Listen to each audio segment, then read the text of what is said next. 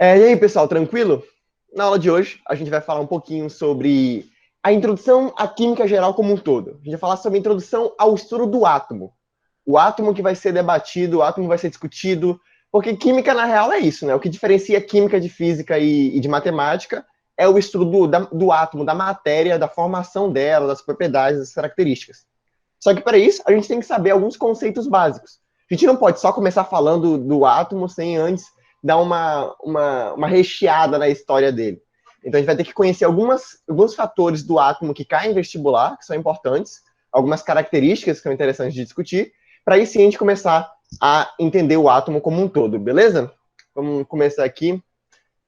Primeira coisa, história do átomo. É importante falar de história do átomo porque a gente vai entrar em uma carreira cronológica de modelos atômicos. Pita, mas eu tenho que saber o que são os modelos atômicos? Você precisa ter uma ideia de cada um. Você precisa reconhecer qual é o modelo atômico, de quem é aquele modelo, e as principais características dele. Então você não precisa ficar muito fissurado em entender cada coisinha minúscula de cada modelo atômico, mas você tem que reconhecer quem falou o quê, que teórico falou tal coisa, para poder ficar mais fácil depois, que às vezes eles cobrem algumas questões de vestibular, tá bom? Então vamos lá. O primeiro modelo atômico que não é considerado modelo atômico é o modelo de Demócrito e Leopecito, que ninguém fala do outro cara, a gente só fala de Demócrito, que é o átomo de Demócrito, que é ele que dá essa ideia de átomo. Que átomo tem a ver com indivisibilidade. O Demócrito, lá na Grécia, ele olhou para um bloco de concreto e falou, putz, esse concreto ele é formado de várias pedrinhas de concreto. E se eu quebrar essas pedrinhas de concreto, eu vou ter outras pedrinhas de concreto. Então, em algum ponto, eu vou chegar em um momento em que eu vou ter pedrinhas de concreto que são indestrutíveis.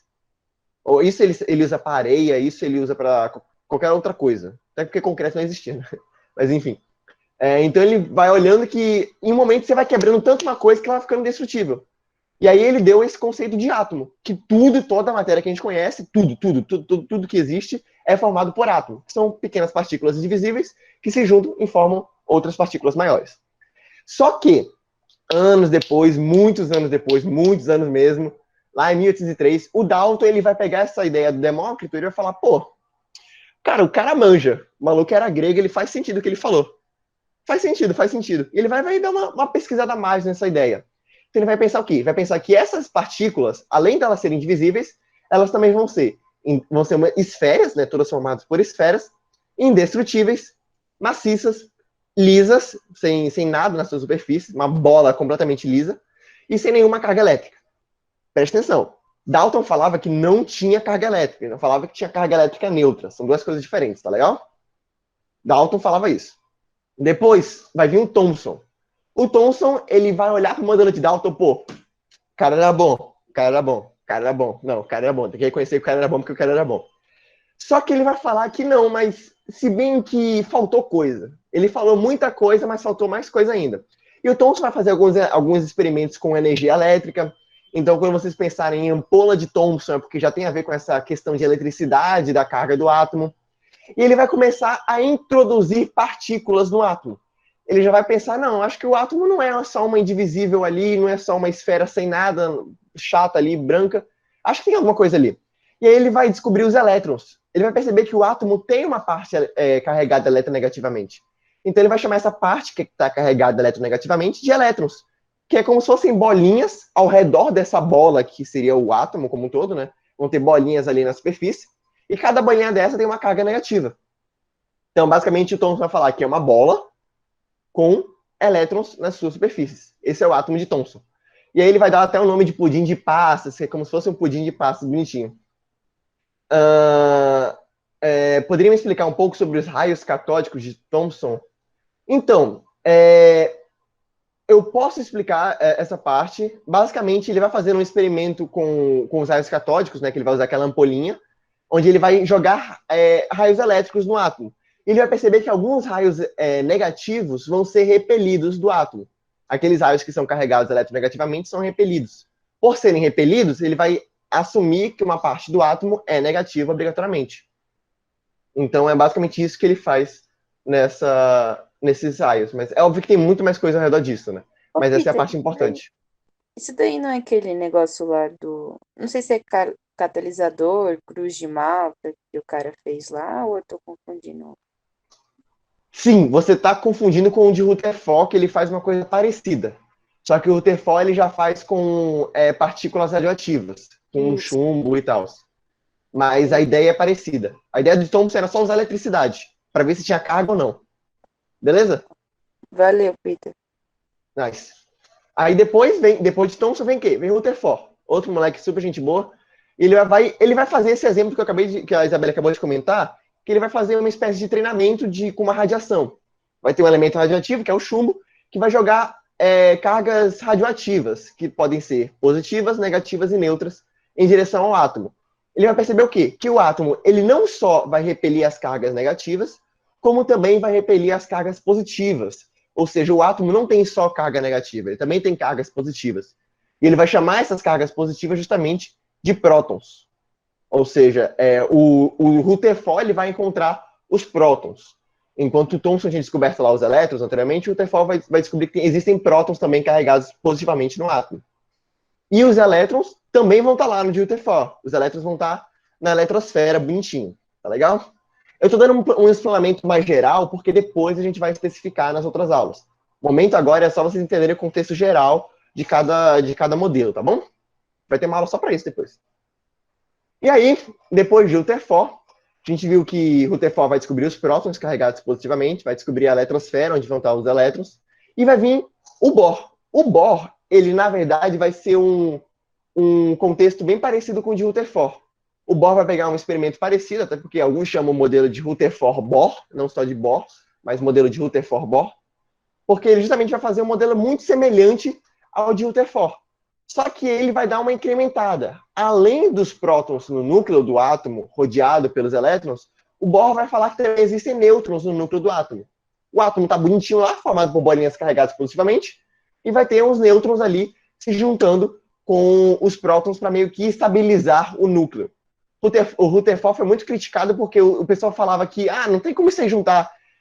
Como é que vai ficar junto os prótons? Como é que os prótons não vão se repelir no núcleo? Como é que os prótons não vão se afastar no núcleo se negativo repele negativo e positivo repele positivo?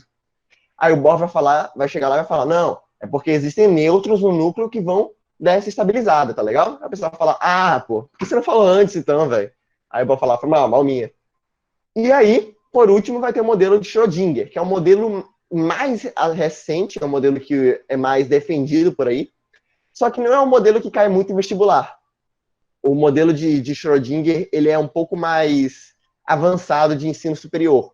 Talvez vá cair naquela prova do ITA, lembrando, não é Itacoaquecetuba, é ITA Instituto de Tecnologia da Aeronáutica, mas provas de vestibular normal, de faculdade federal, não cai nada do tipo, tá bom? Schrödinger.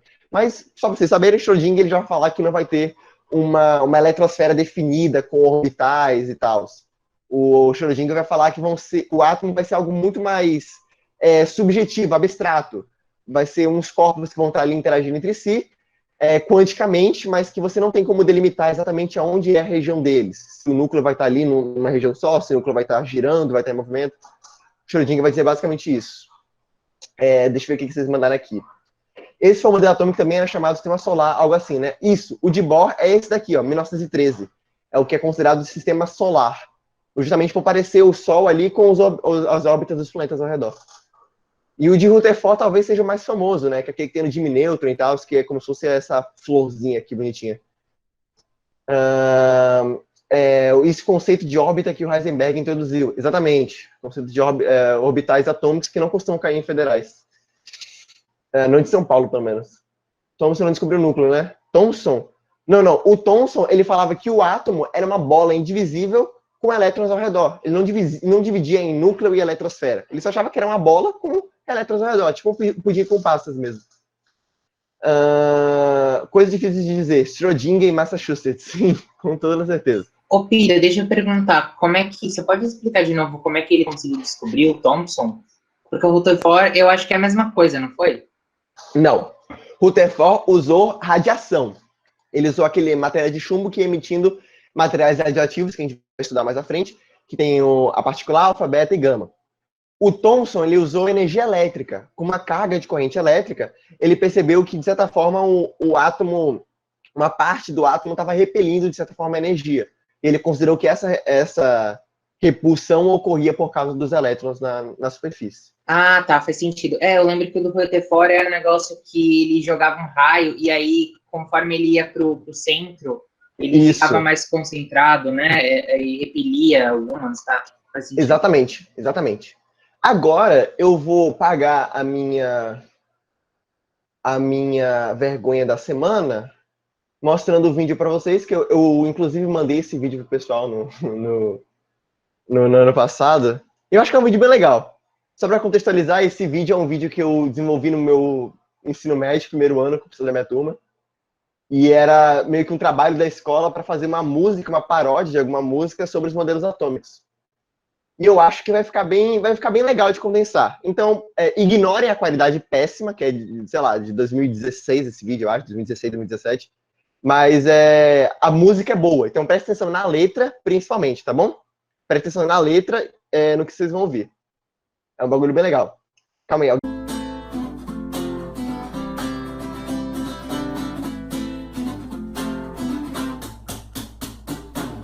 Dalton chegou com sua pesquisa e disse: eu tenho uma notícia. Ele definiu uma esfera indestrutível, maciça e lisa. E isso foi o necessário para o modelo formular a ideia conhecida por todos, a famosa bola de bilhar. Thomson fez o experimento e usou nele uma ampola, aprofundou o conhecimento. O modelo de Dalton não teve escolha, o elétron então foi descoberto. Ele quase não tinha massa, impressionou todos por perto. O modelo de Thomson pudim de passar.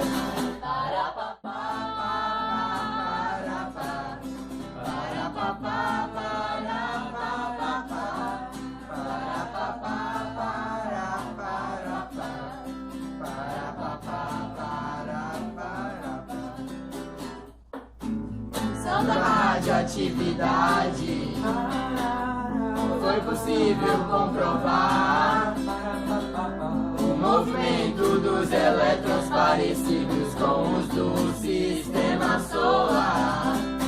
Esse modelo foi de Rutherford e sua ideia nunca foi esquecida. Antecedeu o modelo de Bohr, mas não ficou a espiral suicida.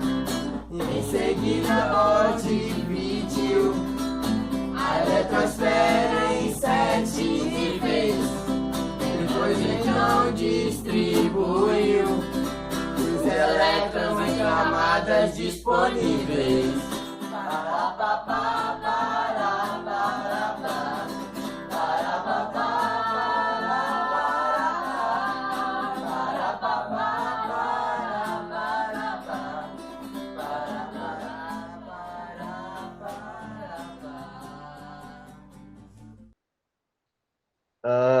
Deixa eu voltar para a apresentação, então.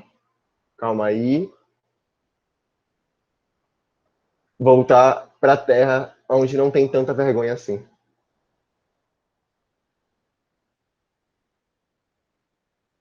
Beleza, eu garanto que o vídeo é legal. Juro. Vale a pena. Alguém tem alguma dúvida sobre os modelos atômicos por enquanto?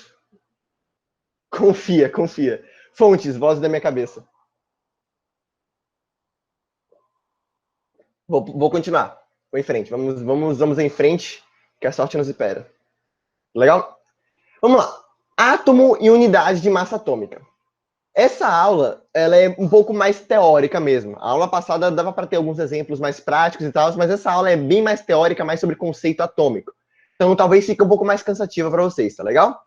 Então, vai ficar mais chata daqui para frente, mas a princípio é isso. Vamos lá. O átomo, obviamente, você não vai medir a massa de um átomo com grama, com quilograma, com miligrama, porque não tem como. Um átomo é um tamanho quase infinitamente pequeno. Não dá para você medir com alguma unidade de massa que a gente consiga medir matérias comuns. Não tem como. Então, como é que você faz para medir a massa do átomo? Ah, Pita, bota na balança. Calma aí, velho, cala a boca. Olha só. O átomo, como eu já falei, ele é aquela unidade da matéria que está no estado mais fundamental. Ou seja, no estado fundamental vai estar neutro. O átomo, se ele estiver no estado fundamental, ele vai estar neutro. A carga elétrica dele vai estar neutra. Mas, como é que ele vai estar neutro? Quer dizer que ele não tem carga, Pita? Não é que ele não tenha carga. É que ele vai ter carga neutra. Ou seja, vai ter uma parte positiva e uma parte negativa. E a parte positiva e a negativa vão se cancelar, deixando a carga elétrica final neutra. Beleza? E de onde é que sai essa parte positiva? A parte positiva vai sair do núcleo. O núcleo, que é positivo e formado por nêutrons e prótons. Nêutrons, que eles sim têm carga elétrica neutra. E prótons, que têm carga elétrica positiva. E ao redor desse núcleo, um núcleo bem pequenininho, ao redor do núcleo grandão, vou ter uma eletrosfera. A eletrosfera vai recobrir o núcleo como se fosse, de fato, um espaço muitas vezes maior que o do tamanho do próprio núcleo. E nessa eletrosfera, que vai ser negativa, vai ser onde vão ficar concentrados os elétrons. Os elétrons vão estar ali nessa eletrosfera, girando ao redor do núcleo, meio que orbitalmente, gastando a energia deles ali bonitinho. E esses elétrons são eletricamente negativos. E essa parte negativa da eletrosfera vai cancelar a parte positiva do núcleo. Sendo assim, carga elétrica neutra no estado fundamental. Mas, Pita, pode ter um átomo, pode ter carga positiva, pode ter carga negativa? Pode sim. Se tiver uma diferença ali de quantidade de prótons e elétrons, a gente consegue ter uma carga positiva ou uma carga negativa.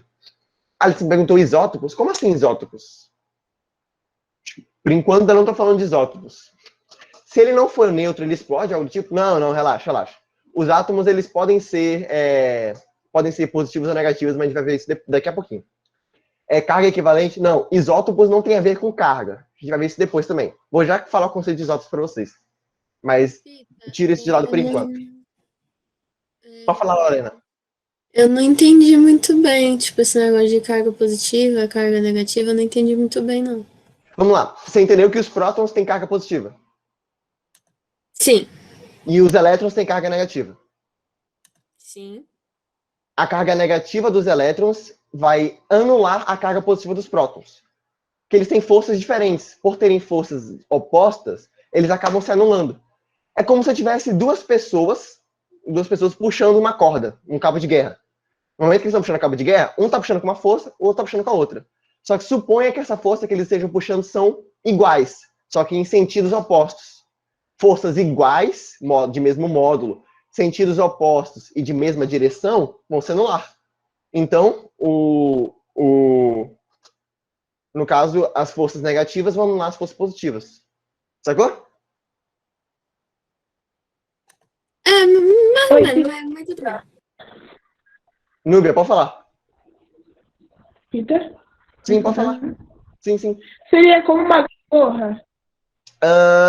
Sim. Seria como uma gangorra onde os dois lados têm a mesma força, têm o mesmo peso. Ou seja, nenhum puxa com mais aí, força. Tipo, o neutro seria aquela pessoa que fica no meio. Tipo... Não seria a pessoa que fica no meio. Eu acho que tá um pouco difícil de entender um pouquinho, mas vamos lá. Pensa assim, o próton, ele tem uma carga positiva. E o elétron tem uma carga negativa. Sim. Só que positivo não é mais forte que positivo sem contar o módulo. Positivo e negativo são coisas que se cancelam. São coisas que batem de frente e se cortam. Beleza? Ok. Então, é como se eu tivesse duas pessoas realmente puxando um cabo de guerra. Se fosse colocar no exemplo da gangorra, seria duas pessoas que estão aqui. Eu coloco uma pessoa positiva e uma pessoa negativa na outra gangorra. E para o átomo, para o resultado final ser neutro, aquela gangorra tem que estar reta, meio que balanceada, porque as duas coisas têm a mesma força. Se ficar desbalanceado, é porque ou vai estar mais positivo ou vai estar mais negativo, não vai estar igual. Sacou? Ok. Entendi. Beleza? Ô, Pita, Pode falar, Milena. a Beatriz pediu para perguntar que ela não consegue ligar o microfone agora, que ela não entendeu o que é estado fundamental, e se você poderia repetir. Estado fundamental é sinônimo de estado neutro. Quando o átomo está eletricamente neutro, ele está no seu estado fundamental. Quando o átomo já está em forma de íon, ele está no seu, não está no seu estado fundamental, não está no estado neutro. Ele está carregado ou elétrico positivamente ou negativamente. Não, Lorena. O próton é positivo e o elétron é negativo. O neutro, ele é neutro. Não é nem positivo, nem negativo. Sacou? Peraí, só pra eu anotar, porque senão eu vou esquecer. Você pode repetir? O próton é positivo, o nêutron, o elétron é negativo. Próton positivo, elétron negativo. O nêutron é o que então, Pita? Pô, fala logo, velho. O nêutron, ele é neutro. Ele não tem carga. É neutro. Beleza? Vamos continuar então. O nêutron serve para o elétron e pro... Esqueci o nome do outro. Não se repelirem, é isso? O nêutron serve para os prótons dentro do núcleo não se repelirem. Os prótons estão ali dentro do núcleo. Todo mundo é positivo. Aí você fala, Pita, tá, mas positivo atrai negativo e positivo repele positivo. Lembra? Opostos se atraem e iguais se repelem. Isso aí é coisa de ímã, mais ou menos. É quase isso. Então, como todos os prótons ali no núcleo são positivos, eles acabam se empurrando. Então, se fosse depender disso, se não tivessem nêutrons, os prótons iam se empurrar e não ia ter núcleo. Então, os nêutrons estão ali no núcleo para impedir que os prótons saiam correndo por aí. Entendi.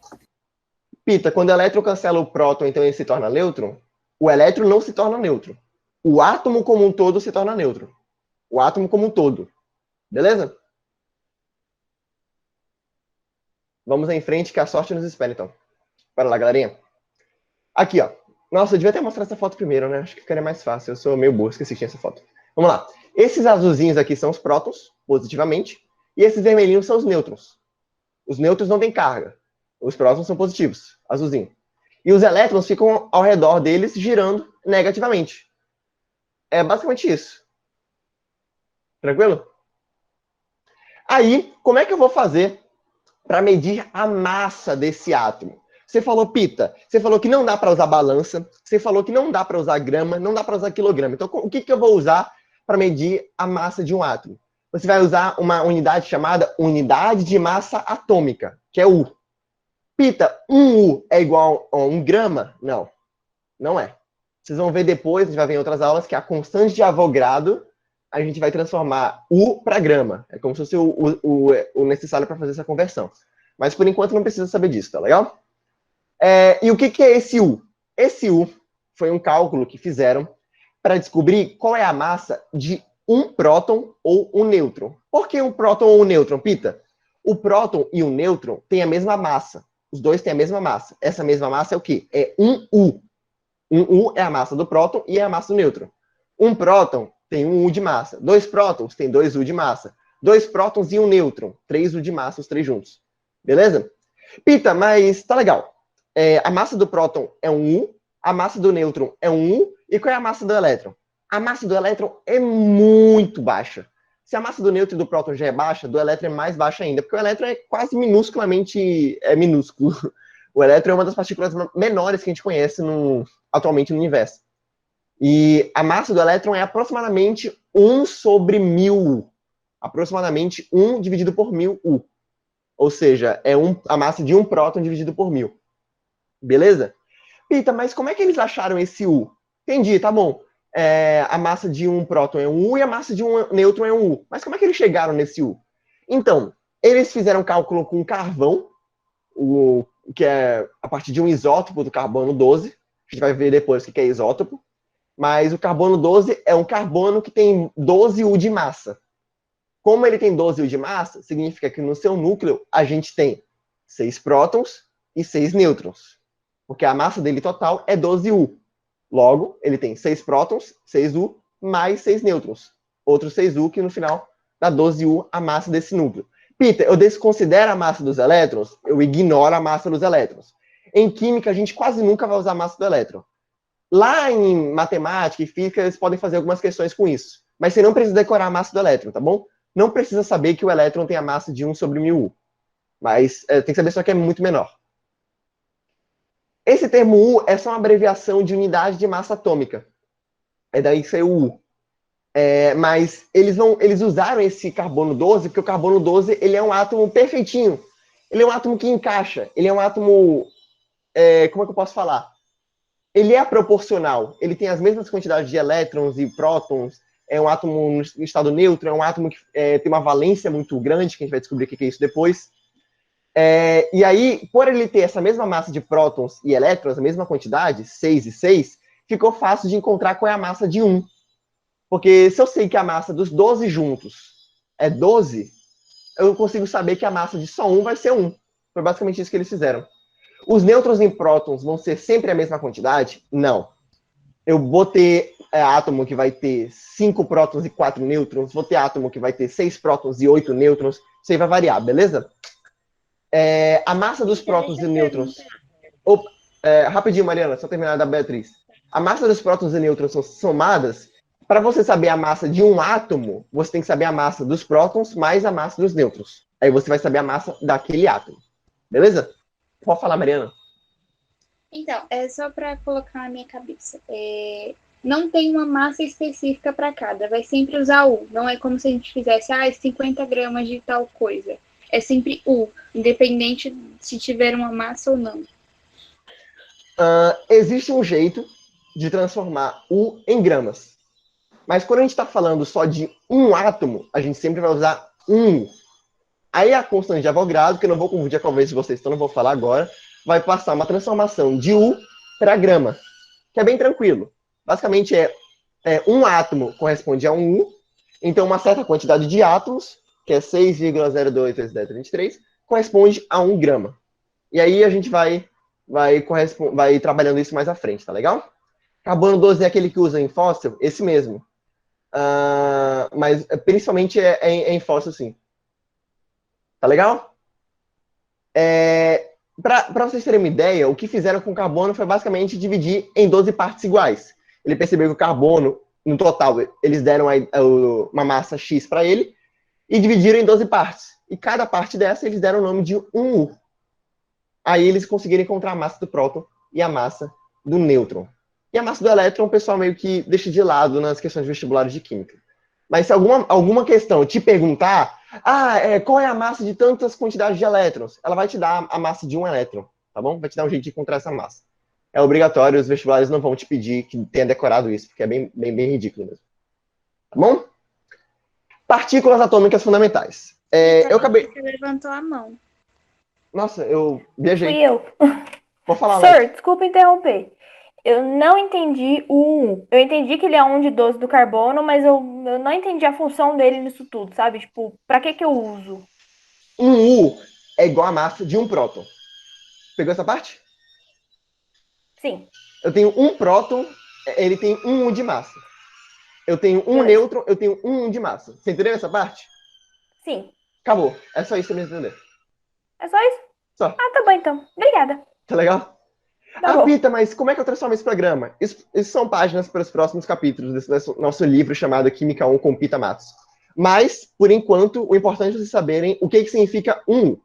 As questões vão te falar, a massa atômica do átomo de carbono é igual a 12U. Aí você vai ter que parar um pouquinho e falar, tá bom, a massa atômica é igual a 12U. Significa que eu tenho 12 prótons e nêutrons. 6 prótons e 6 nêutrons, né? 12 ao todo. A partir disso, eu vou calcular a massa de tantos átomos de carbono.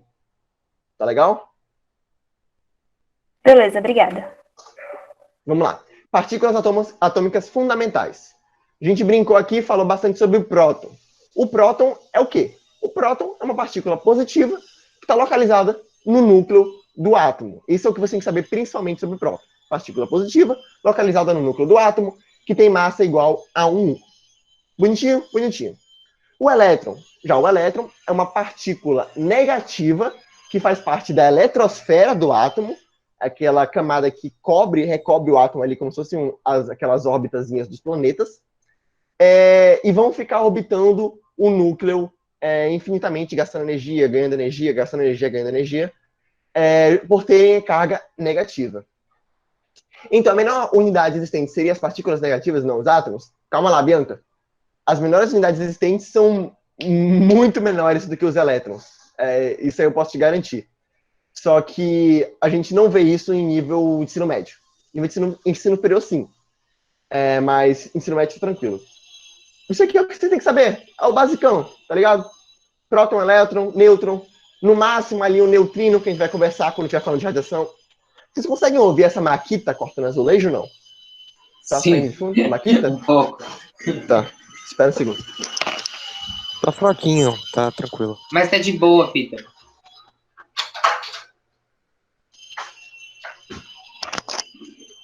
Tá, pronto. Obra aqui é tensa. Beleza. Esse elétron, que é uma partícula negativa, que não é a menor partícula, mas digamos que a nível de ensino médio é a menor que vocês vão encontrar, tá legal? Mas existem menores, só saibam disso. E nós temos o nêutron. O nêutron é aquela partícula neutra que está ali ajudando o próton a ficar estável dentro do núcleo, para evitar aquela repulsão entre os prótons. E também vai ter a mesma massa do próton. Vai ser bonitinho. Tenho uma curiosidade enorme pelos neutrinos por conta do filme de 2012. Nossa, eu não lembro desse filme. Esse filme, tipo, sumiu da minha cabeça.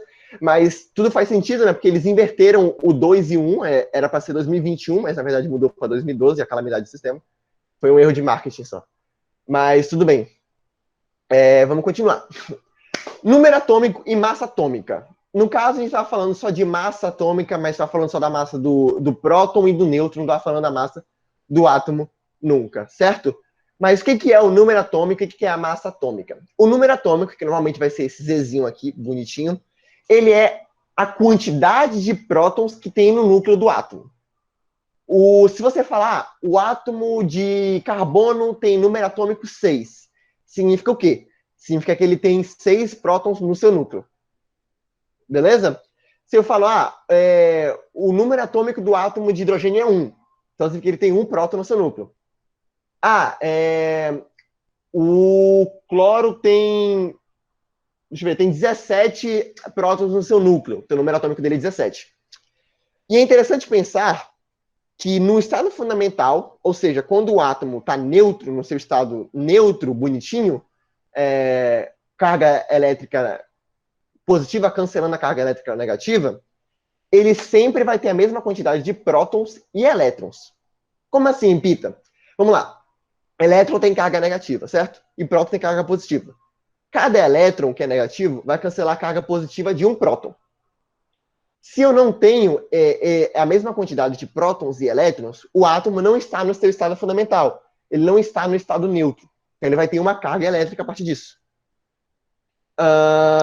E aí, é importante lembrar disso quando vocês estiverem vendo outras questões que tiver que saber distribuição eletrônica e tal. Porque você vai pensar, o seguinte átomo está no seu estado fundamental. Aí ele vai querer que você faça distribuição eletrônica do átomo. Aí você vai pensar, porra, mas como é que a questão quer que eu faça distribuição eletrônica se eu não sei quantos elétrons ele tem? Ele não me disse a quantidade de elétrons que esse átomo tem. Como é que eu vou saber? Se ele falou que ele está no estado fundamental, a quantidade de elétrons é obrigatoriamente a mesma da quantidade de prótons que ele tem no núcleo. É a mesma do número atômico dele. Então, se um átomo de carbono ele está no estado fundamental e tem 6 como seu número atômico, ele obrigatoriamente tem 6 elétrons na sua eletrosfera. Beleza? E uma outra característica do número atômico que vocês têm que ter em mente é que o número atômico é como se fosse o RG do átomo. Todo átomo, o RG do átomo, é como se fosse o RG do átomo. Todo elemento químico da tabela periódica tem o seu próprio número atômico. Todo átomo de carbono tem obrigatoriamente número atômico igual a 6. Todo átomo de hidrogênio tem obrigatoriamente número atômico igual a 1. Todo átomo de cloro tem obrigatoriamente número atômico igual a 7. Número atômico é igual a identificação, é o que você vai usar para reconhecer aquele elemento químico. Então, se na tabela periódica ele te dá o elemento, você já sabe o número atômico daquele elemento só de olhar a tabela periódica.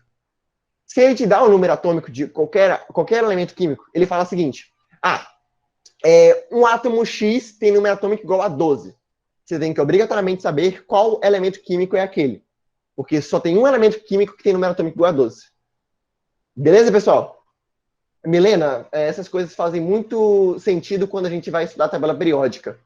Exatamente. Na tabela periódica isso vai fazer muito mais sentido, pode ter certeza. Por exemplo, o boro seria 5. Isso. O número atômico do boro é igual a 5, porque ele tem 5 prótons no seu núcleo. É isso. Peter, e massa atômica? Você deu um usinho pra gente lá no começo. Onde é que eu vou usar a massa atômica? Eu acabei de falar que todo elemento químico tem um número atômico, tem o seu RG, tem a sua identificação. Só que, porém, todavia, o elemento químico, os átomos dele podem variar em massa. Só que eu pergunto para vocês, eu faço essa pergunta, faço tiratema, show do milhão agora, rapaziada. Quem ganhar vai ganhar um milhão. Um milhão bem grande mesmo, fazer uma pipoca daquelas.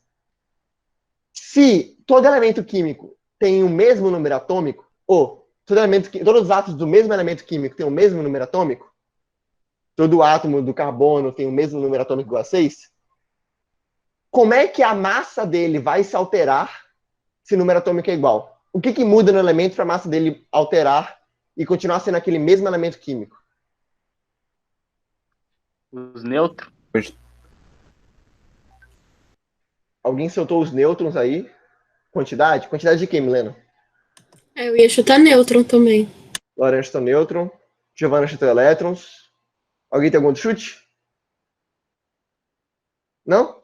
Tudo bem. Todo mundo que chutou nêutron acertou. Por quê? Lembra que eu falei, Gio, que os elétrons não têm massa? A massa dos elétrons você ignora. A massa dos elétrons serve para nada. A não ser que tenha 1000 de massa, aí a cada 1000 elétrons eu vou juntar um U. Ou seja, não tem nenhum um átomo que exista que tem 1000 elétrons.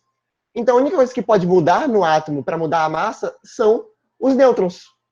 É isso que vai mudar. Pita, o número de prótons não vai mudar? Não vai mudar. Tem certeza? Tenho. Absoluta? 100%. Jura pela vida? Juro pela vida do meu cachorro que está dormindo ali fora.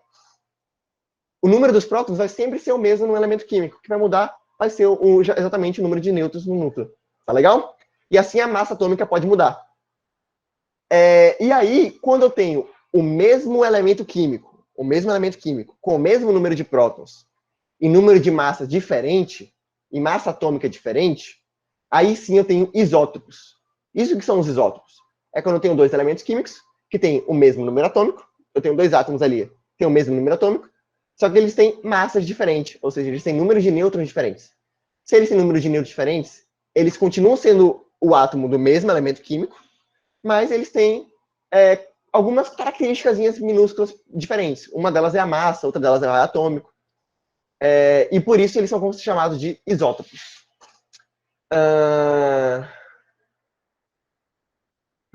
Não complica não. Relaxa, foi bem. Só que isso aqui vai fazer mais sentido depois. Eu preciso que vocês só tentem pegar o fio da meada, porque no final as coisas vão fazer mais sentido quando estiver trabalhando com tabela periódica. Aí você fala, Pita, por isso que lá no começo você disse tal coisa. Eu vou falar, isso, foi por isso mesmo. Boa, pegou, moleque, isso aí. Aí eu vai ficar feliz, vai ficar feliz, vai chorar, vai se abraçar. Ô Pita, então quem determina a massa atômica é os nêutrons? Não são os nêutrons. A massa atômica depende dos dois. Mas o que vai diferenciar, na real, entre dois átomos de um mesmo elemento químico são os nêutrons. Beleza. Por exemplo, O que esse faz? carbono... Rapidinho. Esse carbono 12 é o carbono que tem massa 12U. Ou seja, ele tem 6 prótons e 6 nêutrons. Mas existe também o carbono 14, que ele tem massa 14U, que tem 6 prótons e 8 nêutrons. Sacaram? Pode perguntar, Leti. O que faz a massa atômica ser diferente? Tipo, por que os nêutrons mudam de número, assim? Você tem irmão? Não, Você tem tia? tenho. É idêntico ao seu pai ou à sua mãe? Não. Força da natureza. Então tá bom. É a natureza.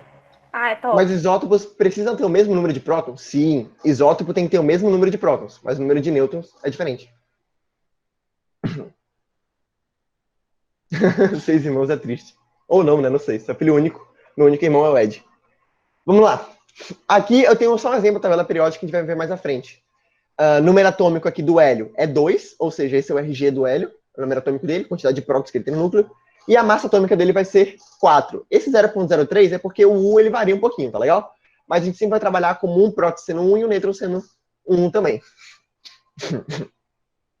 Mas isso aqui é a massa atômica dele, em U. Isso aqui é o número atômico dele, tá bom? Aí a gente tá falando de átomo no estado fundamental, estado nêutron e tal, bonitinho. Só aqui para fechar o que a gente estava comentando. Estado fundamental é todo aquele átomo que tem a mesma quantidade de prótons e elétrons na eletrosfera. Ou seja, se eu tenho 6 prótons e eu tiver 6 elétrons na eletrosfera daquele átomo, ele vai estar no estado fundamental. Ah, eu não entendi por que os nêutrons diferenciam a massa, já que tanto ele quanto os prótons valem 1. É porque, não é que eles diferenciam a massa, tanto os prótons como os nêutrons diferenciam a massa. Só que quando eu tenho átomos que são de um mesmo elemento químico, isto é, se eles tiverem o mesmo número atômico, o mesmo número de prótons, a única coisa que vai ser diferente neles é a quantidade de nêutrons. Porque eles já têm a mesma quantidade de prótons. O que vai mudar a massa deles vai ser a quantidade de nêutrons.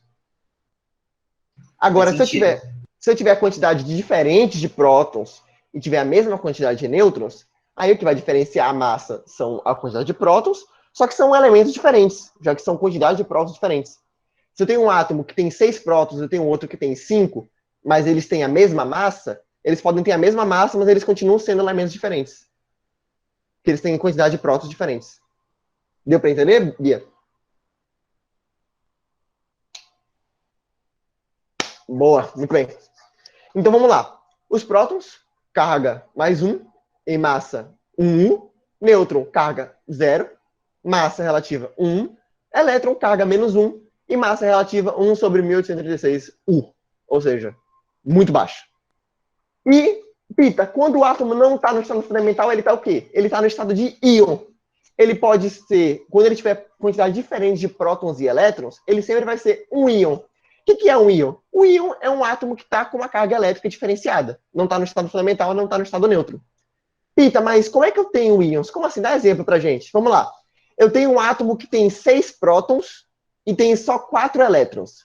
Vocês acham que esse átomo vai ser mais positivo ou mais negativo? Alô? Calma Alô? que eu não entendi a pergunta. Repete. Repete de novo. Sim. Eu tenho um átomo que ele tem 6 prótons no seu núcleo e tem 4 elétrons na sua eletrosfera. Vocês acham que esse átomo vai ser mais positivo ou mais negativo? Positivo? Positivo. Positivo e operante. Isso aí. Ele vai ser o positivo. Por quê? Porque ele tem mais carga positiva. É só isso. Se ele tem mais prótons que elétrons, ele vai ser mais positivo. E a gente vai dar um nomezinho para esse íon positivo, que vai ser cátion. Esses íons que tiverem mais prótons que elétrons vão ser chamados de cátions. Pita, tá bom. Mas e se eu tiver 10 elétrons e 5 prótons? Ele vai ser o quê? Negativo. Negativo. Positivo também? Não, se eu tenho mais elétrons que prótons, aí ele vai ser negativo. Porque eu tenho mais carga negativa que carga positiva. Eu tenho 10 elétrons, ou seja, eu tenho menos 10 dos elétrons. E eu tenho 5 prótons, ou seja, eu tenho mais 5 dos prótons. Logo, a carga final dele, se eu somar as duas quantidades, vai ser menos 5. Logo, ele vai ser negativo. E aos átomos que têm carga negativa, a gente vai chamar de ânion, quando eu tiver mais elétrons que prótons. É só isso. Ah, esse aí era o primeiro exemplo. O primeiro exemplo eram 10 prótons e 5 elétrons. O segundo exemplo, não. O primeiro exemplo era 6 prótons e 4 elétrons. Enfim, eram 10 elétrons e 5 prótons, esse daqui que eu falei. O primeiro era 6 e o segundo era 10. Isso aí. Aí se eu tenho mais elétrons que prótons, negativo. Se eu tenho mais prótons que elétrons, positivo. É só isso. Vocês têm que saber. E era isso. Essa é a aula de hoje. Acho que é uma aula mais chata, porque ela é muito mais teórica. Ela não tem muito exemplo para ficar dando para vocês. É só conta, só número e só. E aí eu trouxe o Ed no estado fundamental dele. Esse é ele, no estado neutro. Então, eu vou postar o link do videozinho no YouTube, no site, depois, para quem quiser ver. Eu acho que é legal, me ajudou a decorar. Eu sei os modelos atômicos só por causa da música até hoje, então vale a pena. E qualquer dúvida, vocês podem mandar para mim no privado. E quem quiser fazer exercício da lista, vocês conseguem fazer todos tranquilo até agora, da aula 1 e aula 2. E a gente se vê de novo depois do fim da semana base, tá bom?